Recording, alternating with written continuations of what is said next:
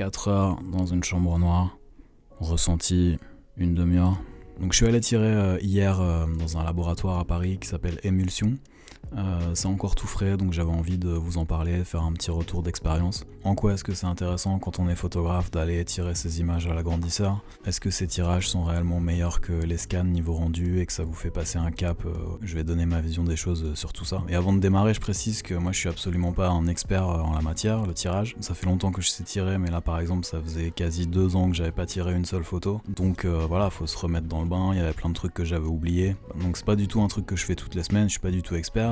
Le retour d'expérience que je vais vous donner, c'est un retour de quelqu'un qui est assez novice, et je pense que ça peut décomplexer certains, peut-être qui n'osent pas s'y mettre ou qui trouvent que c'est compliqué, etc. Moi je pense que de toute manière c'est toujours bien d'expérimenter des choses, même si vous gardez pas le tirage ensuite dans votre manière de bosser parce que c'est contraignant, parce que c'est du temps, etc.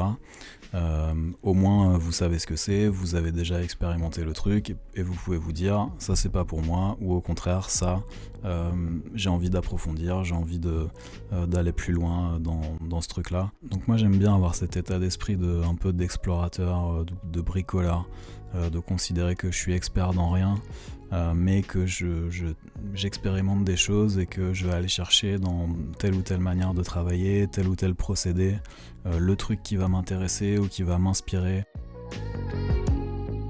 Donc l'expérience de la chambre noire, pour ceux qui n'ont jamais goûté à ça, je vous conseille vraiment de tester. La première fois qu'on voit son image apparaître dans le révélateur, c'est un truc assez magique. Et au-delà de ça, c'est vraiment une espèce de bulle hors du temps. Le fait qu'on soit dans le noir avec cette lumière rouge à faire nos trucs, il y a plein de trucs à penser, on fait plein de trucs en même temps, on doit se rappeler de plein de trucs sur tout le long du process, le temps d'exposition du tirage, les temps de révélation, etc. Donc il y a tout un truc où on pense pas à autre chose, donc c'est super agréable et c'est juste ça nous ramène au fait que c'est notre passion et que c'est un hobby et que c'est cool. Et j'en parle parce que moi c'est un truc vraiment que j'ai tendance à oublier, ça. Parce que moi je suis dans mes projets, je suis dans mes trucs. Quand je vais tirer là par exemple, j'ai envie que ce soit bien. Je me dis je paye, donc il faut que ça me serve, il faut que ces images je m'en serve dans mon projet, que ce soit vraiment mieux que ce que je faisais avant et tout. Donc il y a un truc parfois comme ça où on se met la pression et on oublie le plaisir. Et la chambre noire pour moi à chaque fois que je l'expérimente, c'est vraiment cette idée de plaisir qui ressort. Et même si ça me plaît pas forcément ce que je fais et que je suis pas satisfait à 100% de mes tirages, j'ai passé un bon moment et c'est cool et j'ai envie d'y retourner. La deuxième chose, c'est d'accepter le fait que c'est un truc très expérimental et à mon sens, c'est bien de ne pas avoir trop d'attentes et d'y aller vraiment dans cet état d'esprit d'expérimentation. Voilà, de se faire un premier tirage, de regarder à quoi ça ressemble, de se dire ok, ça j'ai envie de le refaire, cette partie-là je vais mettre un peu moins de temps, machin, et d'avancer comme ça au fur et à mesure. Et un peu se détacher, par exemple si vous avez fait des scans avant, parce que souvent on connaît déjà ces images. Quand on va tirer des images, c'est des images qu'on a déjà scannées, qu'on a déjà travaillées, sur lesquelles on a déjà fait des traitements. Donc si je vais dans la chambre noire en ayant ce scan en tête et en me disant je veux reproduire ce truc exactement, c'est mission impossible en fait, je vais jamais y arriver. Parce que dans une chambre noire, on n'est pas avec sa souris et avec un pinceau dans Lightroom à se dire je veux exactement que ce soit comme ça et le faire tranquillement avec un café. On peut travailler par zone bien sûr en faisant des masquages, des trucs, mais c'est beaucoup plus compliqué, ça prend beaucoup plus de temps. Donc si on a un rendu trop précis en tête, souvent on va être déçu. Et dans ce cas-là, sinon il faut faire appel à un tireur professionnel où vous donnez vos indications et lui il va passer du temps et il va vous le faire.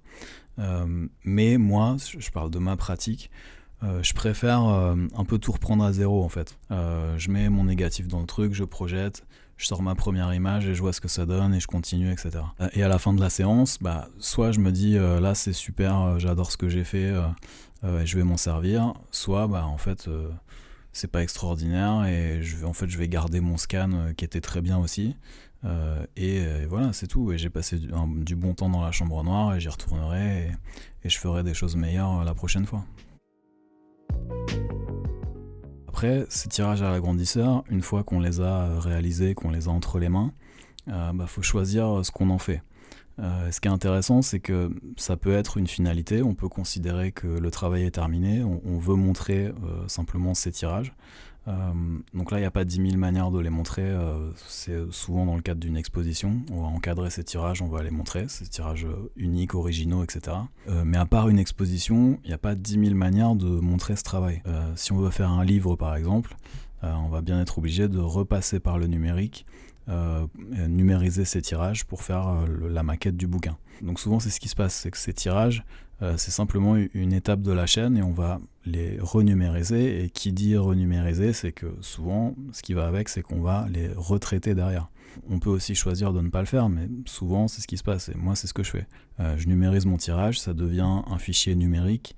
Je vois pas pourquoi je le traiterais pas au même titre que je traite un scan. Donc là, le tirage à l'agrandisseur, dans ce cas-là, devient simplement une étape de la chaîne et ça vient allonger le processus créatif, comme je l'expliquais la dernière fois. Toujours concernant cette finalité, qu'est-ce que vous voulez faire de ces images tirées à l'agrandisseur ?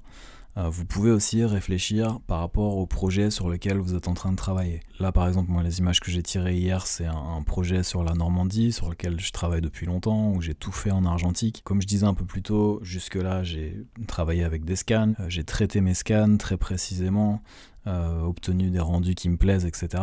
Si là je commence à me dire, toutes ces images, je sais pas, il y a peut-être entre 50 et 100 images que j'aime bien, si je me dis qu'il faut que je retire tout à l'agrandisseur et que j'obtienne les rendus qui me plaisent sur ces 50 à 100 images, c'est un boulot monstrueux. Vraiment, et je sais même pas si j'y arrive. Donc clairement, je vais pas faire ça. Je vais peut-être en utiliser quelques-unes où je considère que le rendu du scan me plaît pas et je fais un tirage à l'agrandisseur qui me plaît plus et je présente celui-là. Sous réserve que ça s'intègre bien avec le reste. Mais je peux aussi choisir une certaine partie des images qui est un peu différente et je choisis que c'est que ces images-là qui vont être tirées à l'agrandisseur. Par exemple, là, pour ce projet, j'ai photographié des trucs qui sont un peu comme des indices, des choses trouvées par terre, des détails, etc. C'est vraiment différent du reste qui est plutôt du paysage. Je peux choisir que c'est uniquement ces trucs-là que je vais présenter sous la forme de planches contact par exemple ou de tirage et utiliser donc cet outil, la chambre noire et tout, pour présenter un truc qui est différent et que ça fasse sens par rapport à mon projet. Vous pouvez aussi considérer tout simplement, même si vous les utilisez pas au final, que c'est un complément et que vous pouvez présenter comme ça à l'occasion. Par exemple, dans le cadre d'une lecture de portfolio, imaginons que vous avez un petit bouquin sur lequel vous avez travaillé le séquençage pour un projet et tout, vous pouvez montrer ça, c'est le truc principal que vous montrez, et à côté vous avez une petite enveloppe avec des tirages faits à l'agrandisseur, et vous expliquez que ça vous a aidé dans votre processus créatif de tirer ces images, ou que vous allez les utiliser de telle ou telle manière pour un bouquin ou pour une expo ou peu importe. Et donc ça vous fait un complément qui vient nourrir un peu votre projet. La dernière chose qui est un peu paradoxale, c'est que moi, le fait de tirer à l'agrandisseur, ça me réconcilie un peu avec le scan en fait. Parce que souvent on a un idéal, on se dit ouais j'aimerais tout tirer à l'agrandisseur, ce serait bien et tout. Mais quand on commence à mettre un pied dans la chambre noire, à travailler, à faire des tests, à se rendre compte de l'étendue du travail, si on veut absolument tout tirer à l'agrandisseur et présenter que ça, c'est vraiment des heures et des dizaines d'heures de travail. Donc suite à ça, moi j'ai remis un peu le nez dans mes scans, dans mes fichiers, et je me suis dit finalement c'est pas si mal en fait. Et voire même parfois c'est mieux. Là par rapport au tirage que j'ai fait hier, j'ai regardé les fichiers sur certaines images et je me suis dit ok, ça dans la chambre noire c'est t'oublies en fait, c'est impossible parce que c'est trop précis, t'as trop du travail sur certaines zones et tout, et c'est trop dur. Comme je disais au départ, l'essentiel c'est que ça fasse avancer, et moi je pense que ça me fait avancer dans ce sens là en me rendant compte que le process shooter à l'argentique et scanner et travailler sur mes scans, je pense que c'est le process qui est bon pour moi, et tirer à l'agrandisseur c'est juste un plus en fait. Et quand je dis un plus, pour moi c'est pas mal cette idée d'inspiration. C'est comme si on avait un tirage de référence sur lequel on pouvait s'appuyer ensuite pour continuer à travailler. Et il y a des tirages moi là que j'ai fait hier que j'ai pas forcément envie de garder, mais qui me font me dire par contre que j'ai envie d'aller plus loin sur le traitement de mes images, parce qu'il y a certaines zones où je vois que là c'est sorti comme ça au tirage et ça me plaît, et c'est un peu mou en fait au niveau du scan, donc je peux aller un peu plus loin, etc. Donc ça me permet d'affiner mon travail sur le traitement. Donc juste pour terminer, pour répondre à la question de départ, est-ce que le rendu du tirage à l'agrandisseur est meilleur que le scan ? Je pense que la seule réponse c'est oui et non.